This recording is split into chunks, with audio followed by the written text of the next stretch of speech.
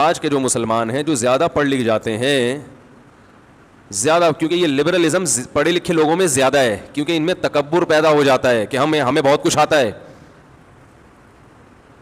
پھر یہ مولویوں کو گھٹیا سمجھنا شروع کر دیتے ہیں، جاہل سمجھنا شروع کر دیتے ہیں. بلکہ مولوی کی بات اگر لاجک کے مطابق ہوگی نا، بلکہ وہ کوئی سائنسی تحقیق بھی پیش کرے گا سائنسدانوں کے حوالوں کے ساتھ، اس کو بھی نہیں مانتے کیونکہ مولوی نے کہہ دی بات. یہ تکبر ہے. ایک تو آپ نے علم کا جو معیار ہے نا وہی غلط ہے آپ کا.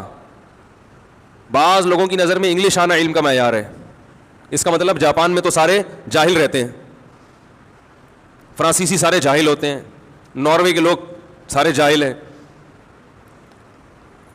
یورپ میں تو انگلش اکثر لوگ نہیں سمجھتے، وہاں کے سائنٹسٹ بھی نہیں سمجھتے. بعض چیزیں فرانس میں ایجاد ہوتی ہیں، کتابیں لکھی جاتی ہیں، ان کا انگلش میں ترجمہ بعد میں ہوتا ہے. گوروں میں یعنی جو انگریز ہیں ان میں بعد میں آتی ہے وہ چیز. تو کیا وہ فرانس کے سائنسدان جاہل ہیں جن کو انگلش نہیں آتی؟ تو یہ ہمارے دماغوں پہ انگلش آنا بہت اچھی بات ہے، بین الاقوامی زبان ہے، جتنی زیادہ زبانیں آئیں اتنا اچھا ہے، اور ان میں انگلش تو سر فہرست ہے. لیکن یہ کوئی علم کا معیار نہیں ہے. ایک مسلط کر لی ایک چیز اپنے اوپر، لاجک کی بات اردو میں ہوگی، علم کی بات اردو میں ہوگی تو وہ بھی اسی طرح قابل احترام ہے جیسے پنجابی میں ہو تو بھی قابل احترام. اگر کوئی آپ کو پنجابی میں حدیث سنائے تو کیا اس بیس پہ رد کریں گے کہ یہ کس میں سنا رہا ہے؟ بولنے پہ اردو میں بولنے میں تو انگلش تھوڑی بلوا رہا ہوں.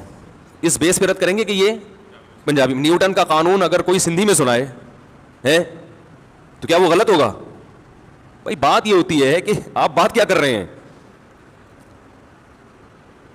تو تکبر کی وجہ سے ہمارے جو پڑھا لکھا طبقہ ہے دنیاوی اعتبار سے، سب نہیں زیادہ تر لوگ دین کے قریب آنے کے بجائے دور ہوتے چلے جا رہے ہیں، کیونکہ وہ مذہبی لوگوں کو خاص طور پر علماء کو جاہل سمجھتے ہیں. کہتے ہیں ان کو پتہ کیا ہے دنیا کا.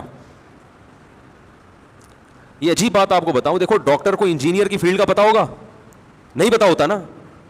انجینئر کو میڈیکل سائنس کا نہیں. بول لینا اب تو بارش ہوئی ہے اتنی زبردست انرجی آتی ہے بارش ہونے کے بعد.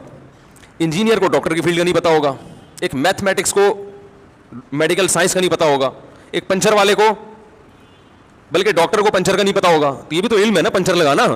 علوم اور فنون وہ تو کچھ بھی ہو سکتا ہے.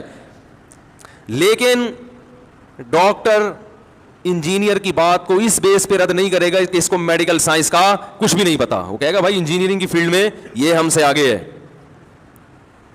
ایک میکینک ڈاکٹر کی بات کو اس لیے مسترد نہیں کرے گا کہ اس کو تو گاڑیوں کا کچھ پتا ہے ہی نہیں، یہ تو ٹائر، اس کے تو انجن آئل یہ مجھ سے چینج کرواتا ہے، یہ کیا میرا علاج کرے گا. تو یاد رکھو اسی بیس پہ یونیورسٹی میں پڑھے لکھے پروفیسروں کا یا ڈاکٹروں کا یا انجینئروں کا کسی عالم یا مفتی کی بات پہ اس بیس پہ رد کرنا کہ ان کو تو ہمارے علم کا کچھ پتہ ہی نہیں ہے، تو یہ کوئی لاجک بنتی ہے؟ بولو نا بھائی.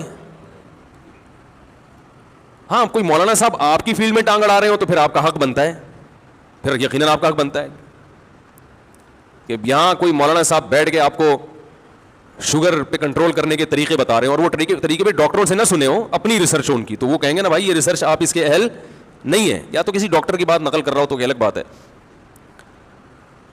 تو یہ جو دنیا میں پڑھے لکھے لوگ پیدا ہو گئے ہیں یہ بالکل ایسے علماء کی بات کو رد کرتے ہیں. اور حالانکہ سیدھے راستے کا علم کس کے پاس ہوتا ہے بھائی؟ علماء کے پاس ہوتا ہے، کیونکہ سیدھا راستہ اللہ نے صرف پیغمبروں کو بتایا ہے، اور پیغمبروں سے جو علم حاصل کرنے والے لوگ ہیں سینہ بسینہ وہ کون لوگ کہلاتے ہیں؟ وہ علماء کہلاتے ہیں.